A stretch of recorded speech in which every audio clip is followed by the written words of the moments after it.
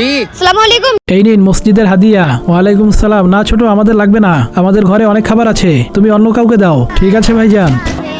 আসসালামু আলাইকুম। এই নিন মসজিদের হাদিয়া। শুক্রিয়া। জি।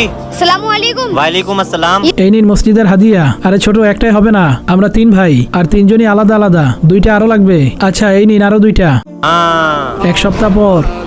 আসসালামু আলাইকুম। জি। মসজিদে চাঁদা নিতে এসেছি। আচ্ছা এই নাও, শুধু 100 টাকা। আপনারা 3 ভাই না, তাহলে তো 300 টাকা হবে। আরে এমন কিছু না, আমরা 3 জন একই। কয়েকদিন আগে এসেছিলাম মসজিদের হাদিয়া নিয়ে, তখন তো বললেন আপনারা 3 জন আলাদা, আর আপনি 3টা হাদিয়া নিয়েছিলেন, আর এখন বলতেছেন আপনারা সবাই একসাথে। এমন কেন করেন? দেওয়ার সময় 1 জন আর নেওয়ার সময় 3 জন। মানুষের সাথে ধোঁকাবাজি করতে করতে তোমাদের অন্তর নষ্ট হয়ে গেছে।